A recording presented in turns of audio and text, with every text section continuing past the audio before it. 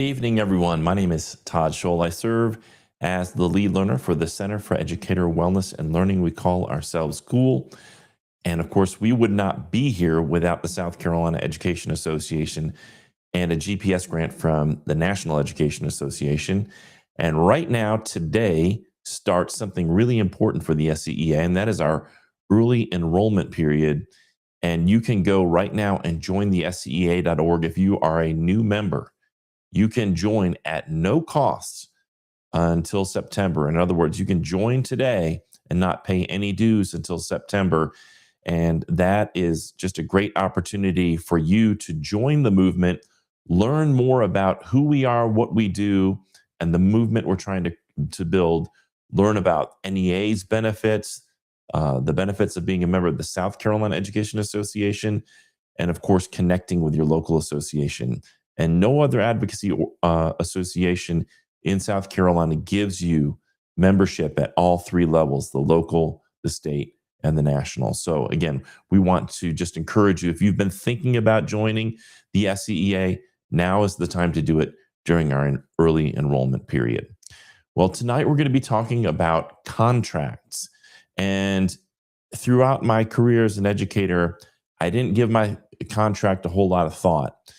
Um, and then as I started to do advocacy work, I realized how important it is for us to focus on contracts. And one of the leading voices in our state on improving contracts for educators and why we need to improve those contracts is Kat Lowe. And we have nicknamed her Contract Kat. And she's going to be joining us tonight to talk about the importance of our contracts and what we need to be fighting for to improve those contracts. So, Kat, welcome to the show. How are you tonight? Oh, I'm doing great. I'm excited. It's a great first day of starting up the membership drive. This is a great conversation to have when we want to talk about why it's a good idea to be a member and what we can do as a membership to make our classrooms the best that they can be. Right. I mean, I was just talking to somebody last night about an issue they're having in their district, and they've been a member for a long time and realize how important it is to be a member, to have a union behind your back when those unexpected issues arise. So we hope that folks who are watching, if your career is not currently protected, you can do that tonight by joining the SCEA. But I do want to first of all give you an opportunity to share a little bit more about who you are with the folks who are listening, for those few people who may not know who you are. Yeah, I'm Kat Lowe. I've been a teacher now for 20 plus years. I started at in Richland One at Lower Richland High School, and I made my way to Charleston and taught at Wando High School. And right now I'm in Berkeley County, where I'm the Berkeley County Education Association president, so our local president, and I teach science at Hanahan High School. And I've been in advocacy now for a couple years, and I really got my start with our contract. I can remember years ago, we would have the normal thing would happen is we'd have a meeting and there would be cupcakes, and they would hand us our piece of paper. And I didn't even really know that it was a contract. It was just something I thought I signed to say that, I'll be back next year. I didn't Right. think anything of it. Um, and I just happened to bring that contract home to my husband, who is a contract attorney. And he asked me what that was. And I was like, oh, I signed it with our cupcakes.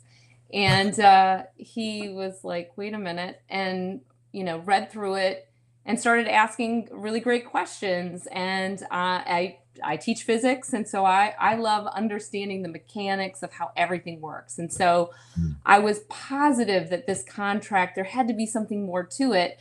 But really, in the end, it is what we would call a contract of adhesion.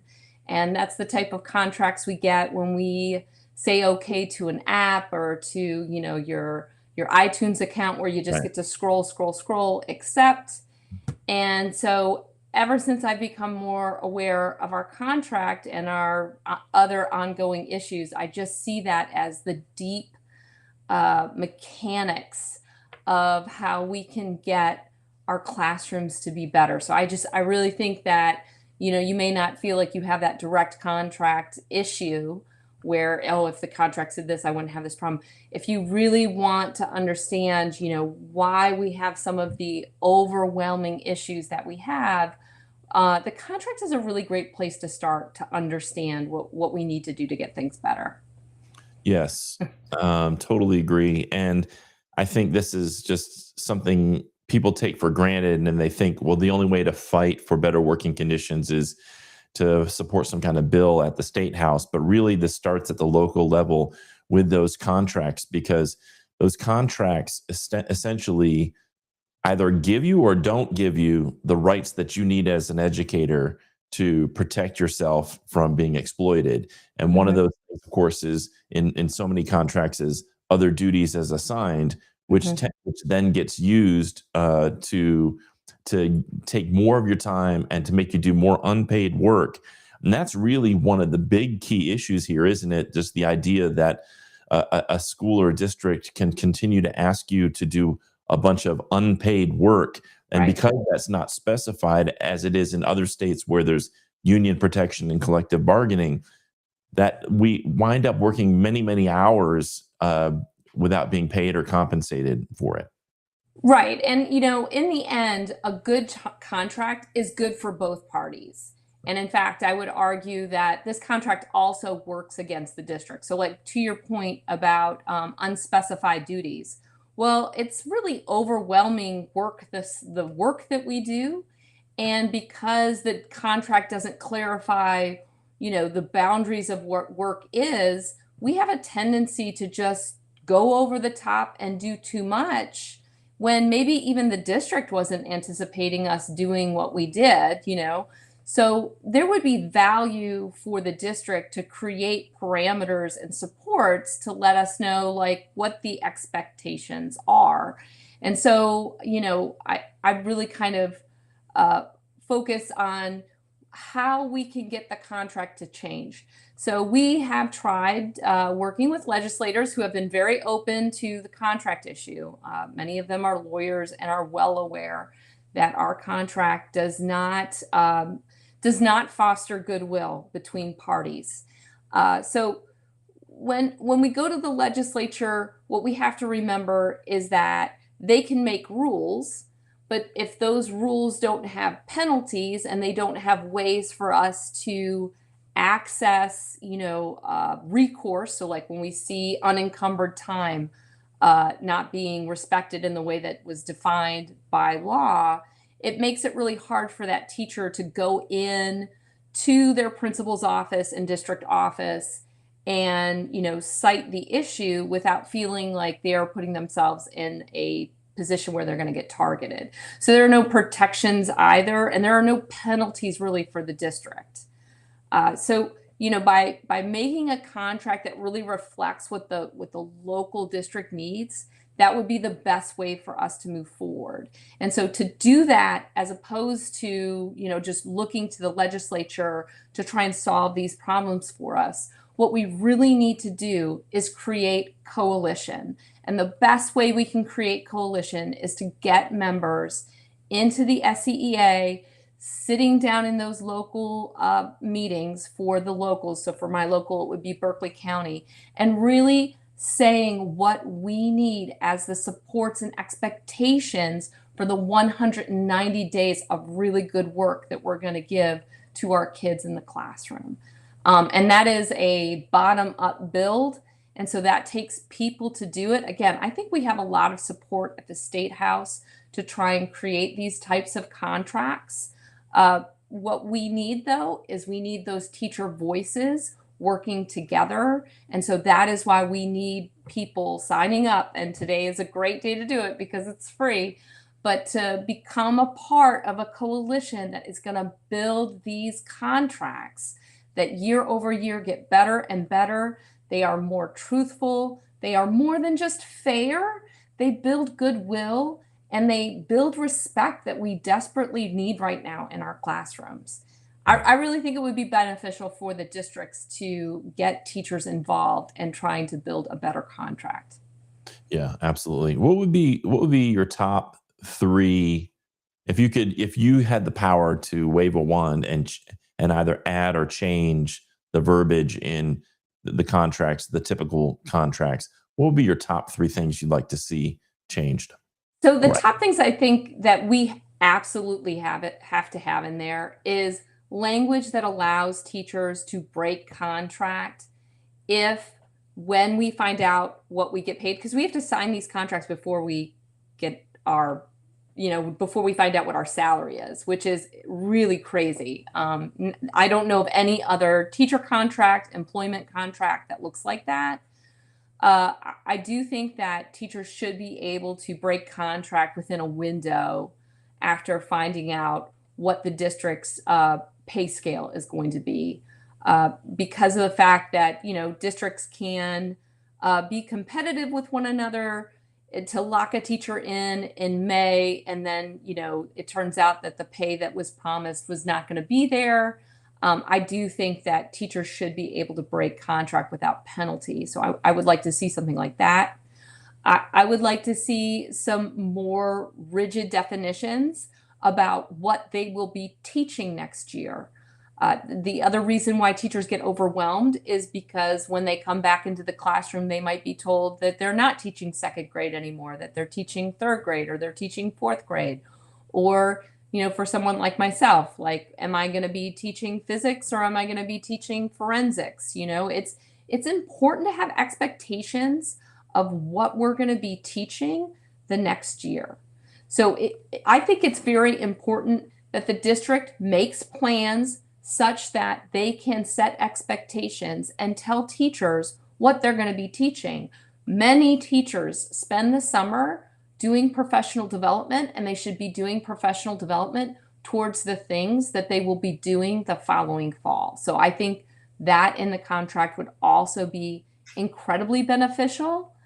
And then also a phrasing next to where that, oh my gosh, I can't believe I forget the phrase. The one you just said, where we do Other duties, duties not, as assigned. yeah, duties as assigned. I think that we need to have a clause in our contract that lets us refuse. And what I mean by that is we should have a right to say no defined in the contract when we do not think that that duty that is assigned is appropriate for whatever reasons. We need to have recourse and ability to say no. And these are actually very small things that cost $0, that takes some planning on the district front. And like I said, that's why it would take teachers to try and build this out, because we should have these types of expectations in our contract. And what we have to understand is because those things are not in our contract, we do not have those rights to do that. So they can move us grade level, they can move us wherever, whenever, not just grade level, but also schools. So I would also say in that statement of what expectations are for next year, like we should be able to stay at the school that we are assigned. And a lot of these things, you take them to another state, these are unheard of.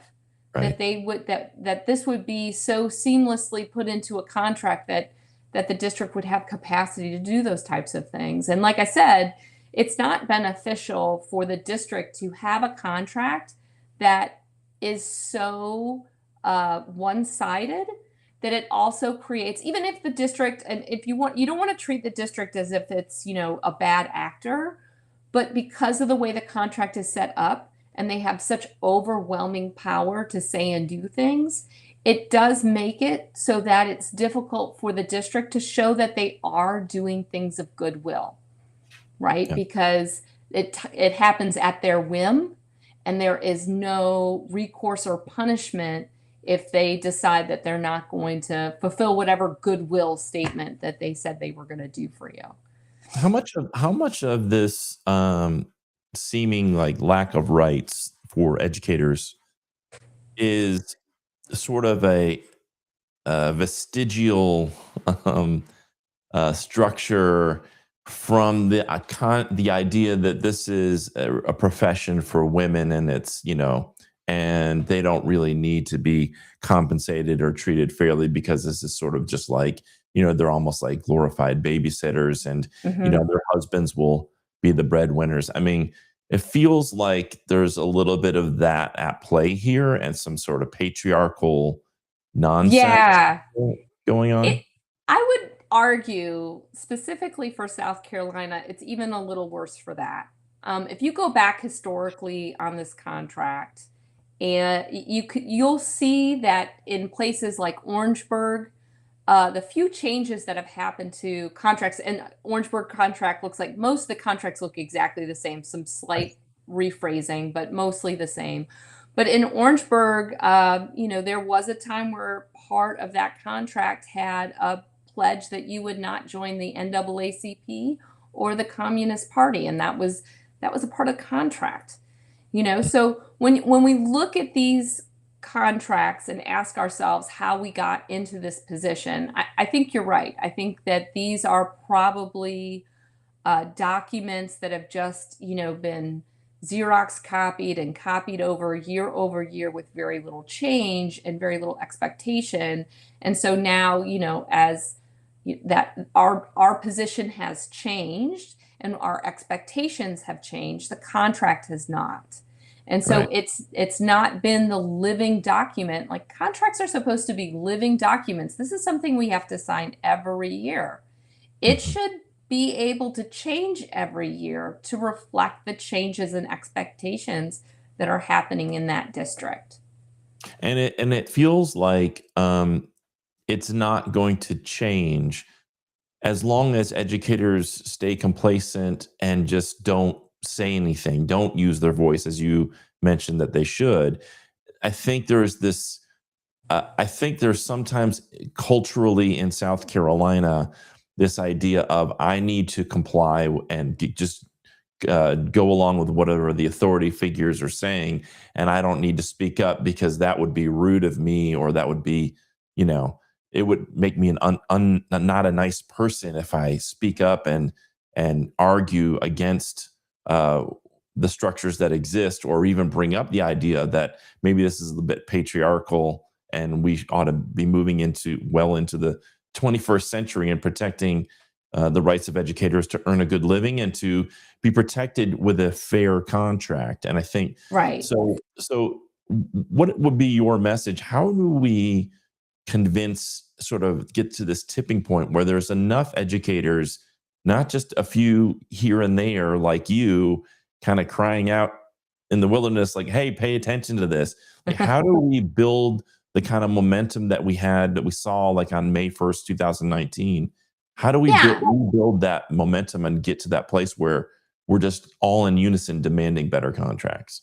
Yeah, and I think with this issue in particular, I really take it from the approach of so many teachers uh, feel their position in education is a vocation, right? That they pride themselves that they can overcome adversity, that they're going to set aside what is happening to them and they're going to put their best into their classrooms and they're going to give it their all.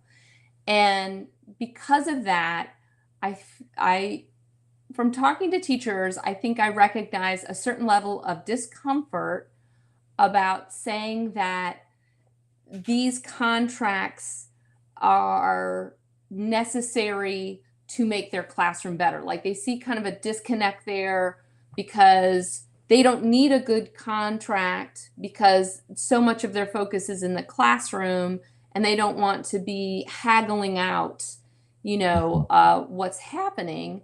And so, what I think we need people to see, and I think that they see it in themselves, is that they first of all, we are more than these contracts. We are more than these teachers. And when we let these contracts work against us in this way, it's just one more adversarial thing that we need to overcome to bring our best into the Mhm. classroom. Like, a really great contract is a really great deal, and when you have a great deal, you feel great about yourself. You feel great about your surroundings. You feel great about what you're doing. And so I really think that if teachers got a great deal, they would be better in their classroom. And that is the point where we need members to come forward and recognize that, negotiating on a contract or talking about a contract or asking the district to refine the contract so that we can understand the expectations is an opportunity to make our classrooms better. Not better as in like it'll hit us immediately, but year over year. Like these are the things that build out. It matters when you get to respectfully draw a boundary with your administrator and recognize like where you're really needed to make that impact in the classroom in the school, and maybe where you're just kind of running your wheels, and some of the activities they ask us to do is just a bridge too far. Because I'm not just a teacher, I'm a wife, I'm a mom. I need to be great at those things too. And so I have to be, a good delegator of my own time so that I can be the great professional that I want to be in the classroom. And these things really cannot happen without coalitions of teachers. So again, I'm just going to keep on saying, like, I think we've done a great job with legislators. We are moving the ball forward. We are finding allies everywhere. Everyone knows a teacher and wants good things for a teacher. In the end, it will be us. It will be the teachers that push forward these contracts that will make our classrooms better.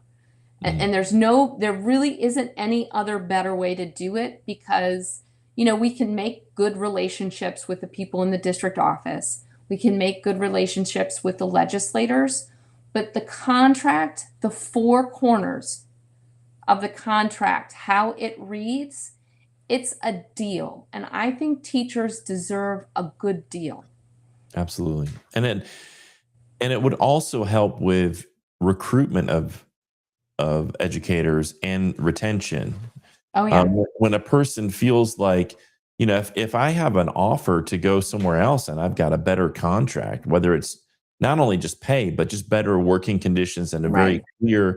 clear outline of what my job duties are going to be, how much time's involved, how I'll be compensated, all of that.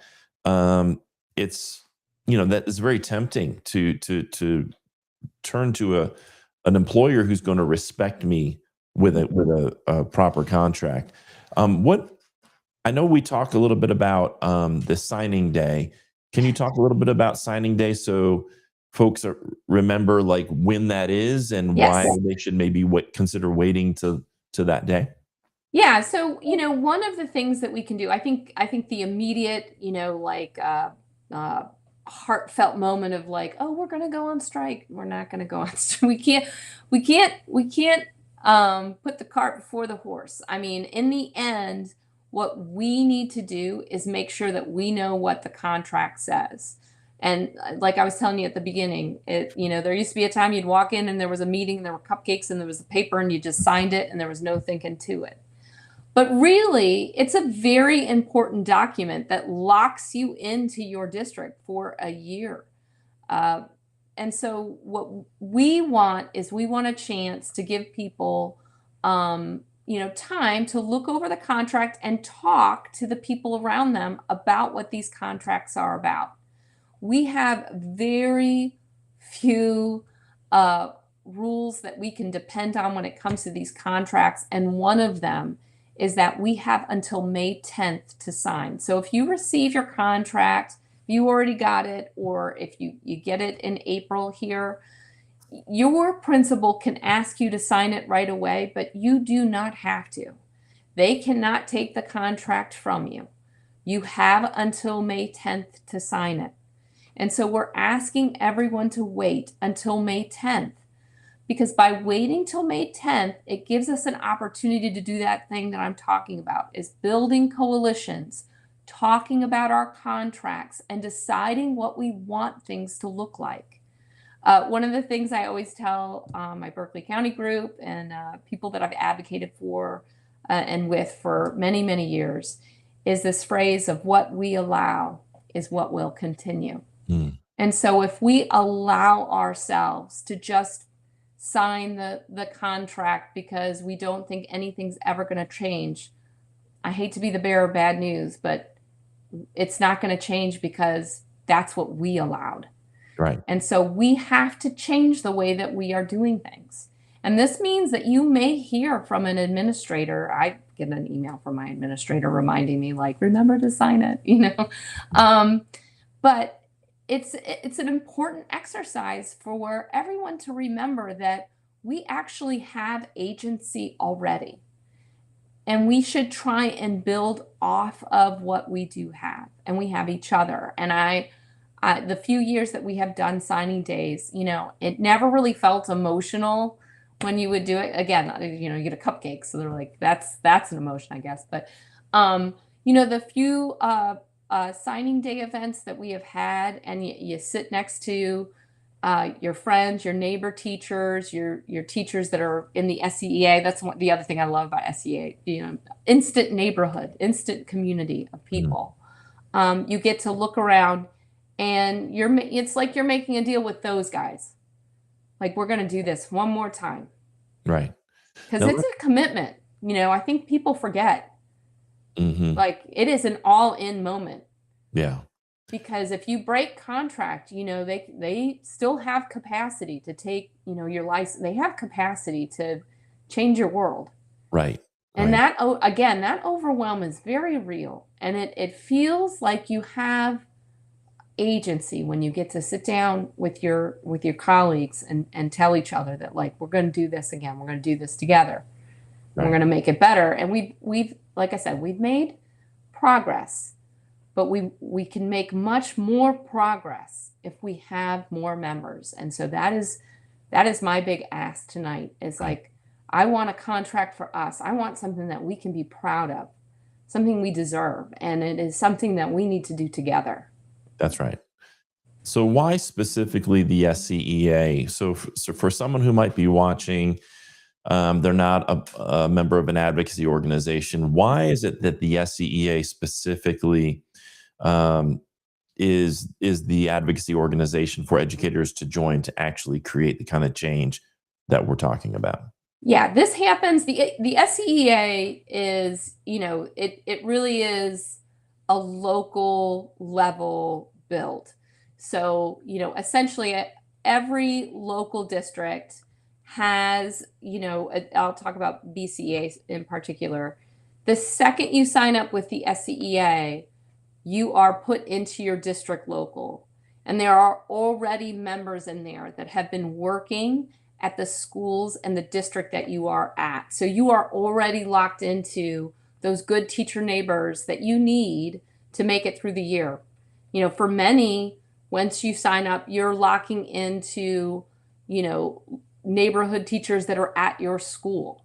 You know, so, you know, at my school, we have members, and, you know, we can immediately, you know, talk to each other about what's going on and move it up the chain into the district, and then move it up the chain again into the state. And so, you know, the SCEA is different because of that local control.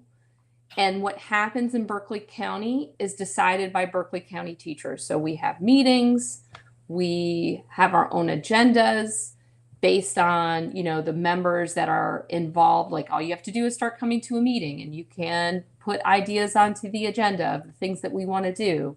And we vote. It is a democracy. We make decisions as a group, and we move forward as a group.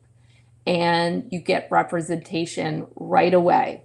So right away, you'll have people that are on staff from the SCEA that can help you if you need help with, you know, issues going on at your school or in your district, or you just need to understand what's going on.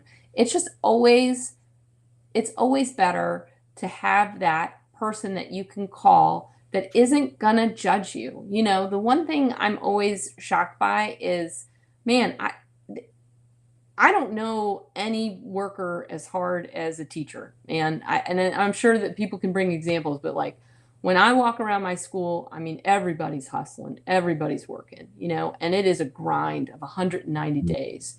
And just the nature and stress of the stuff that we do, like if you have one bad day, you just want somebody to talk to that's just going to listen, that they're not going to judge you, that Right. you're not going to be stuck in that situation where now you're seen as like the bad teacher when like you had one bad day. We're there for each other. So I would say for me, the SCEA is the closest thing that you're going to get to having that team, that network that you Right. just really need to make it to the next day, the next week, the next semester, the next year. Right. And it feels like I remember being in the classroom and thinking, I'm just going to shut my door and Mhm. focus, like you had mentioned, kind of the mentality of I'm just going to focus on what's going on inside of here, and just be the best teacher I can for these kids and kind of put my nose down and just do the work and go home and try to relax. And what I didn't realize until I got about halfway through my career was there's this important concept of solidarity that maybe Mhm. things are okay for me right now, but it doesn't mean they're always going to be okay for me. Things can change very quickly, as we've seen. And also, it doesn't mean that there's also things that can be happening. I'm sorry, I mean, there's these texts coming through, and I'm gonna stop them. Um, I don't know. Uh, there may be things happening in other buildings in my district or in other districts in the state where I need to step up for other people in my profession. And that Mhm. solidarity is so important for us to consider.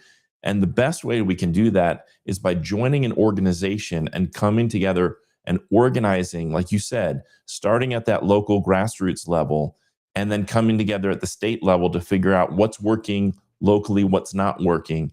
And then also have the NEA, the National Education Association, and their support services and all the things that they do and all of their benefits to support us as well. And I always tell people, if you're not advocating at all three levels, you're missing a huge Mhm. component. You're missing one of those components. And so I love what you said about the importance of building those strong local structures, because without those, we're just relying on somebody to go advocate at the state house for us. Right. And even though we get to do that sometimes as educators, they're meeting a lot of times when we're having to teach. Right. So we've got to have those local structures that you've talked about. What have we not discussed that you want to mention about contracts or about the SEEA tonight before we sign off? Well, I mean, I'm just going to actually piggyback on one of your points. And I do hear it a lot, like that mentality of like I'm going to close my door and I'm just going to control what's happening inside my classroom.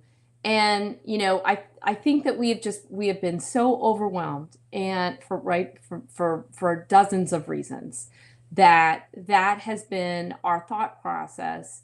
And, I'm starting to think more and more as our Berkeley membership grows, that really the idea should be that if we had this connectivity, if we have this level of membership where you do have members in your school and you have leaders in your school and you have leaders helping you at the district, like as opposed to trying to take that defensive stance of like closing your door and just being like I'll control what I can inside my room, like what if we had a setup where the best thing you could do is open your door, because support is coming in and help is coming in, and we're going to start getting clarity and discussions. And I think that these things happen for us if we build something for ourselves. Mhm. I don't want to do the like no one's coming to save us, but no one's going to build this for us better than we are. That's right. And so we need each other now to do this now. We have this opportunity. I can't say this enough. There are many legislators on both sides of the aisle in all parts of the state that see this contract, recognize the problem, and want to know what they can do to help. But really, they can't do much until we do things ourselves. And that really takes membership. That takes teachers in numbers, making choices and operating the way that the SCEA does at the local level, where we build agendas, we vote on things, we have discussions. And that is where those great ideas are going to come in, and we need to be able to embed them in a contract that binds the district to the deal. Because again, I think that the district should be looking to give us a great deal. Great deals don't just mean good pay. I think they have responded to pay. I think that they are recognizing that. And so as we are starting to see that movement in the right direction, now we do have to focus on how we can make a workplace that is not just a great workplace because, it's a great principal or it's a great school or it's a great district. It's a great school because you got a great deal to get to go and work there. Yeah. And that's what a contract does. It gets you a great deal. It does. And when you talk to teachers from the states where they have strong contracts, you realize how much we're missing here as educators in South Carolina. You may be asked to stay after for a faculty meeting, and it goes on and on and on and on. And in other states, it's like, nope, you've got till whatever, 4:00, 4:30, and then we're done. And so these little things that don't seem like much add up over a 30-year career. Right. All these extra hours, all this extra work that you're putting in, all these other things that they're demanding that you do without pay, that adds up. And it may seem when you're first starting out trivial, especially if you start out and you don't have kids and you don't have a family to go home to, and you're trying to prove your worth. And I remember doing that. I remember just saying yes to everything, even though I wasn't being compensated for it. And then you get into your career after a decade or a decade and a half, and you realize, hey, wait a second, I'm doing all this work and I'm not getting paid any extra for it. So then you're trying to pull back a little bit from it. We've got to find a way to, and the only way is what you're mentioning is through contracts to really clearly outline what we're being compensated and what we're being compensated for, what the expectation is from us for that compensation. And Right. when And we're then, doing work beyond that, we need either time off or extra pay. yeah. And like the other thing that always kind of comes into again, so I think state legislators have seen these contracts and they're like, what is this? But we have to remember that this is a contract with the district. So most of the districts they look about the same because they've been in the same level of decay. What we have to do is focus as districts to get better contracts. And it doesn't necessarily have to happen with every single district, because these districts know they have to be competitive. And there's a reason why the contracts look more the same than they do different, right? So if we start seeing movement on certain aspects of the contract in Greenville, because we have people there that are good with working with their administration and have them recognize that, to your point, that like these meetings are going on too long, and they put language in there and they win that language. Well, now all the other districts, because of the way the SCEA works, will see that part of the contract and be able to fight for that to be on their district contract. So we are, like, again, it is the connectivity of all of the districts working together, and then those district locals really, hashing out things that they want to see on their contracts and pushing forward those ideas to get them on the contract. And we're in luck this year because the Education Assistance Act did make some rules about what is supposed to be on your contract. We're still waiting on some guidance, I think, as to know exactly what it is. But what I would say is the most important thing to understand is that we have broken through to making this a contract that can breathe again. So essentially, it is a living contract that they will have to change every year. And if they have to change it every year, that gives us an opportunity to push for things that we think should be in that contract and build every single year. Yeah. So I see this as a real opportunity. Like I said, I really think this is our moment to try and get ourselves a better deal. Yeah. And your point is well made around this is why local structures are so important, because if we can break through in a single district, Hmm. especially a district like Berkeley or Greenville or Horry County, if we can break through in one of these big districts and really get some good changes to the contract, that all of a sudden puts pressure on these other districts to start emulating what those changes, and then those become norms across the state, because Yeah. nobody you in order to be able to compete for the limited pool of educators, you're going to have a competitive contract, and it's not just about the wages, it's also about how you're treating people. And to my message to these districts who are struggling to, maybe they don't have the funding of a Charleston. Hmm. One of the ways you could get people there is by actually leading the way and creating a more fair contract, being the model for what a contract can look like. So I want to just encourage, if there's any district officials watching from these rural districts or districts that are hard to find folks to fill those vacancies, change your contract. Make a really attractive contract. You might start seeing people move in your direction. It's the best type of competition because I think that district leadership loves to get into meetings and talk about, like, well, our teachers love fill in the blank, you know? And so many times, like, because our contracts are so ambiguous, it works against the district that we just assume they can ask us for anything. Well, if they just refined what they were asking for, it may not be that much less of what they normally get, but now they have teachers that are excited and happy again. Like, I don't know about you, but like, I love a good deal. So like, I think people want to, smile and shake hands and get one.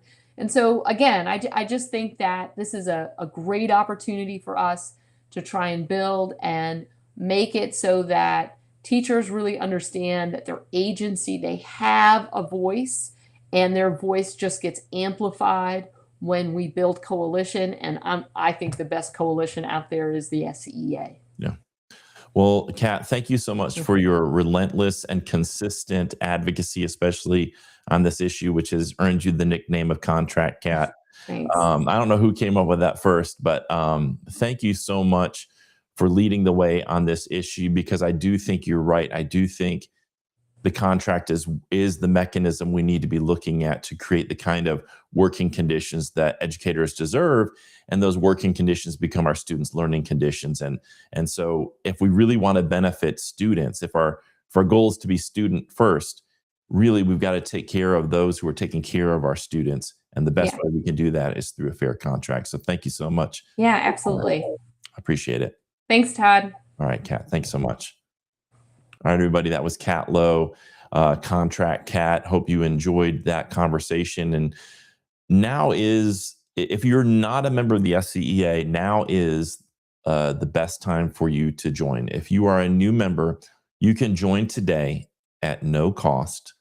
You can join during our early enrollment period, which just started today. And you can join and you won't have any dues until September. So you can join now in April, get April, May, June, July, and August at no cost, and then start paying your dues in September. I want to encourage everybody to go to that link at the bottom of the screen, join the SCEA.org.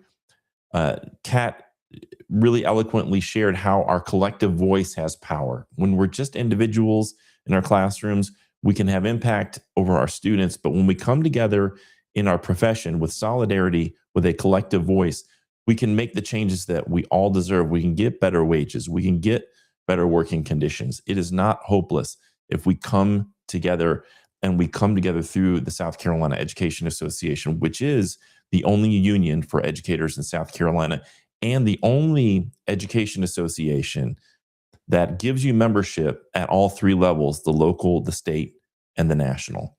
And of course, we give you all kinds of opportunities for professional growth, all kinds of member benefits. You can check out the member benefits at NEAMB, or just look up NEA member benefits.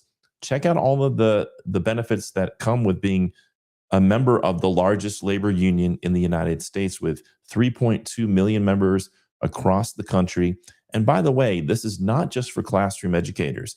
If you are working in a public school in South Carolina as a bus driver, a cafeteria worker, front office staff, an administrator, or a classroom teacher, anybody working in a public school in South Carolina can be a member of the South Carolina Education Association. And of course, one of the most important things we do is to advocate for our members. So our members get that liability coverage, that legal protection. You can call our help desk, and we have UniServe directors in each region of the state who can come and support you if there are issues with your administration. And here's the thing: you never know what's going to happen in your career. You just don't. You can go through your entire career and think I've made it safe and everything's fine, and in that last year, something comes up. A parent complains, a student complains, and all of a sudden you've made some small mistake and it's being blown up into this huge thing, and you need legal protection, or you need someone to come sit with you in a meeting with your administration. That's what the SCEA is here for. We insure our cars, we insure our homes. Hopefully, we're never going to get in an accident. Hopefully, there'll never be a fire or a flood in our home. But we insure those things because we want to protect those things because they're important to us. Well, our career is equally important to us. Our career as educators is important, and we need to ensure that. And one of the ways we do that is through membership in the SCEA, getting that legal coverage, that liability coverage that we provide to all of our members.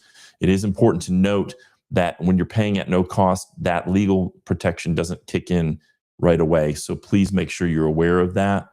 But you can join today and learn about all the other benefits and what our movement's all about today at no cost.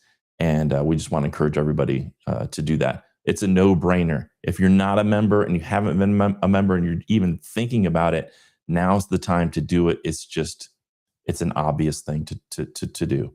One other thing I wanted to mention is our Cool Coaching program.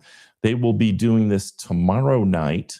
That's Thursday from 6 to 8 o'clock. If you are an induction teacher, that means a classroom teacher in the first 5 years of your career, you can log on at cool.us/coaching, and you will get free online one-to-one support from one of these three outstanding veteran educators, Angie Brush, Stephanie Johnson, and Dr. Marcella Weinsnyder.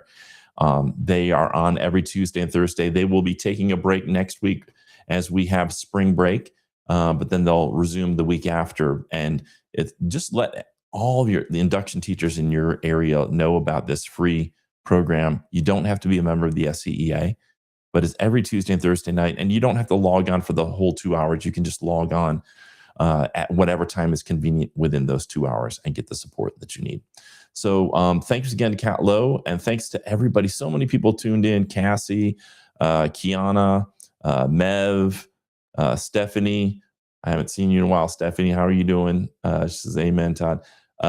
So many. Cindy Fisk joined. Thanks so much, Brandy.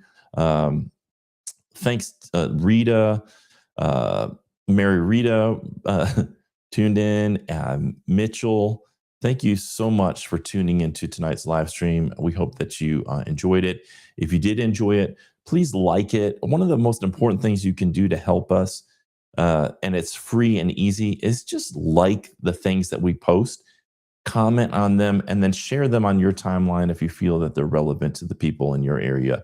So like, comment, share. I know you hear that in all these social media spaces, but it's so important, and you never know who's going to hear the message and it will resonate with them. If we're going to actually build a movement, it's going to take those little steps too. It's going to take everybody kind of coming together and saying, it doesn't cost me anything. It takes 3 seconds for me to like something, to say, hey, great job, or enjoyed this, and click share, post it on your timeline. That doesn't take any time, and it's free, and it is incredibly helpful to get the word out to more and more people when we post things. And that could be a simple announcement of an event we have coming up, or it could be a live stream like this, or one of Pete Stone's videos, or Steve Newsom's articles. whatever it is you're seeing coming out of the SCEA or out of Cool on our social channels, please like it, comment on it, share it, subscribe if you can. We're on TikTok, we're on Instagram. You can go over to Instagram. This is the link to Instagram. It's instagram.com/the_SCEA_, and at TikTok it's just tiktok.com/the SCEA, and on YouTube you can search for South Carolina Education Association. All of our live streams are posted to the YouTube channel, and they're also posted to the Cool website and the SCEA website. So lots of different places for you to explore our resources and share our resources and be a part of what we're doing. So thanks again to Kat. Thank you for tuning in, and we will see you in a few weeks on our next live stream. Until then, have a wonderful Easter and a wonderful spring break, everybody. You deserve it. You're almost there. Hang on just a couple more days, and you've got a nice, hopefully a nice week off where you can relax and enjoy yourself and recharge for that last quarter of our school year. Until then, take care. Bye, everybody. Together we learn, together we grow, together we heal, together we flow. Be cool, every teacher, every school. Be cool, every teacher, every school.